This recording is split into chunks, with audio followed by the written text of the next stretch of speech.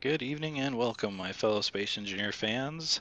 This is my showcase of the two most recent additions in my ongoing line of lifts, the 11MRT and the 11MRS. Both of these guys being rough terrain scissor lifts, and if you play space engineers like I do with a Nerf jetpack, these lifts tend to come in handy when you're building just about anything. Alright, because both of these lifts are about 90% the same, we're going to focus mainly on the 11MRT to begin with, and we'll finish out with the 11MRS. The only difference between the two being the RS has an auto jack leveling system, has leveling jacks. This guy does not, so it requires you to be level before lifting the machine. Anyway, let's see. Specifications. It's got about an 11-meter lifting height, hence the 11M. It's got a 5.5 meter length on the deck up there, which is extendable to 7.5 meters. And you can extend that guy no matter what position this machine's in. Nothing that tells you not to, although with it extended like this, it does tend to be a bit nose heavy, so driving around like that's not really recommended, although it is something you can do. If we're running it from the ground controls, here's what you'll see. You have our red button, yellow button, and the actual programmable block, which you just saw me get into to extend the deck. Default only gives you options to actually lift lower, turn the battery for aux power over to auto, just in case you've ran out of power, forgot to put uranium in the reactor, what have you. Turn on and off the beacon on the other side of the machine, and that's pretty much it. Pretty bare. To actually run this thing from the ground, you have an on and off for the lifting mechanism and a direction. So turn the lift on. If it doesn't lift, hit your direction. It should start moving as long as the chassis is level. Stop it when you get where you want to go.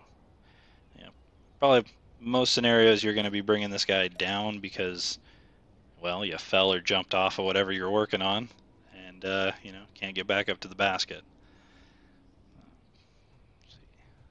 Walk around to this side of the machine. You have the 5 normal operating batteries and the reactor to charge them, as well as tucked down in there that auxiliary power battery behind this rear tire. Okay. Now, normal operation, and 99% of where you're going to be operating it from is up here at the wheel in the basket or platform or deck, whichever way you want to call it. From up here, your hotbar gives you 5 options on the RT. It'll give you 7 options on the RS, the last 2 being the addition of stabilizers. But from 1 to 5, you have extension of the deck, just full on, full off. There's no stopping it in between, in and out. You're either going all the way out or coming all the way in. Option 2, just 2 and 3, just like on the ground controls. You have lift and stop, lower, direction, and on off for the rotors that lift this guy. 4 gives you on and off on the reactor, and 5 over here, that little flashing safety beacon. You can turn that on or off and on if it gets annoying for you. OSHA safety and all that. Let's keep that guy on and keep everybody happy. Let's see, this guy, again, 11-meter lifting height. You can drive while lifted like this. It will drive, it's just going to crawl. It's about 1.5 kilometer an hour if we're completely raised up, or actually anytime you are off of stowed or any bit, basically any bit raised. Once you bring it all the way down though, you can go the 8 kilometer an hour top speed, which yes, it's not a drag race or anything, but it does get you from A to B. Let's see. Okay, both of these guys I recently added safety systems to.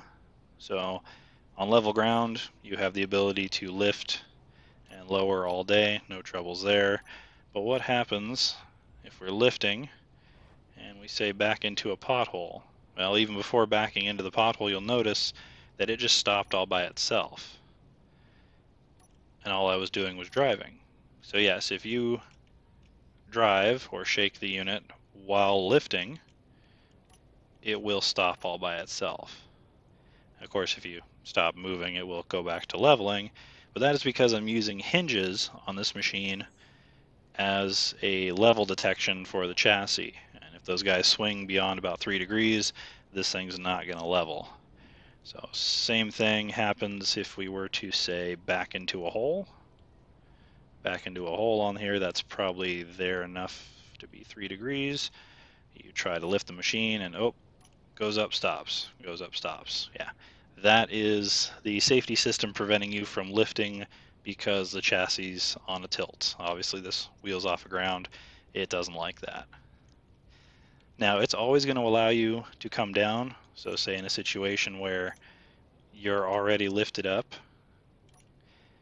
Come on, there it goes. And you were to back into this hole a little bit. Just enough to get it off level here. Don't want to tip anybody over. So now we got a wheel off the ground, it's off level. It should not, well, not far enough off level. Go a little further. There we go. Not all the way. Perfect. Okay. It should allow us to lower, but it is not going to allow us to lift up any higher because we're tilted. So it'll let you come down, figure out how you're going to get it out of the hole or what have you. Once you get it back out, you can lift and drive no problem. It goes back to functioning just as it should. Now, how do you know what 3 degrees is? That is kind of a random and hard measurement here. Basically on the RT,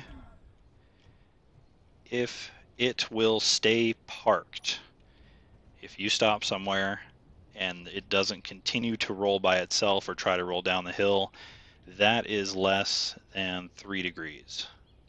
If this thing decides to roll off by itself, then you're looking at probably more than 3 degrees, and that's forward to back. Obviously side to side is going to be even harder to tell, but pretty much you're going to want to keep this thing on a level to the planet's gravity base, kind of like I've got here, or if you're out there in the valley, just as flat as you can.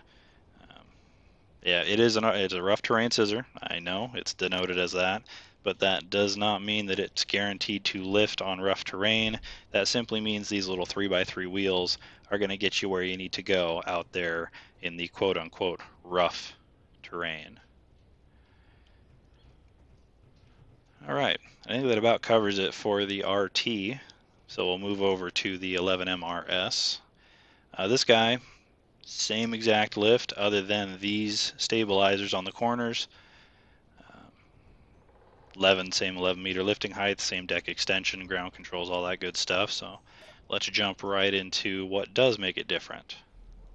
So this guy has this lovely little fault light in the middle of the platform here. And by default, it's not on. It's not going to say anything. You still have the ability to lift, lower, and drive, again, exactly the same as the 11MRT, other than these stabilizers. These stabilizers, if you notice options 6 and 7, if you're to hit option 6, the stabilizers will drop down and attempt to level the unit out. Now, of course, we're already on level ground, so light goes green, unit's already leveled to gravity, it's got no issues, you're allowed to lift, lower, and do whatever you want to do, other than once you try to, once the jacks are down, you can't drive anymore. Turns off the wheels, there's no driving, no steering. I'm right now mashing keys for forward, backward, left, right. Doesn't do anything. And that's just to keep you from trying to drag yourself across the ground, or just no driving when the jacks are down. Easy to remedy. Hitting option 7 pulls them back up. As soon as they're back up, light goes green again, then turns off, kind of quick.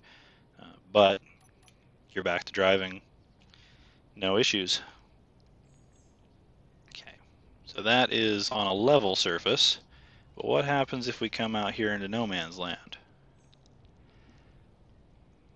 We're going to back it down this little hill. And this guy is a little nose heavy, so I recommend backing down things if you're going to go for steep grades. But we're out here in no man's land. So if we hit option 6, you'll kind of have to use forward reverse to hold it there until the jacks get all the way down. You'll notice the light goes yellow, and the machine is automatically picking itself up to level to the best of its ability. Now, we got a red fault light. Red fault light saying that these jacks have now extended as far as they can go, or as far as I'm allowing them to go, and your machine is still too far off a level to lift up safely. So in this situation, we're going to have to move it to a more level location, or if you hit 6 again, light goes yellow and it will try again, just starting from the top, to re-level itself. Okay, so here it goes.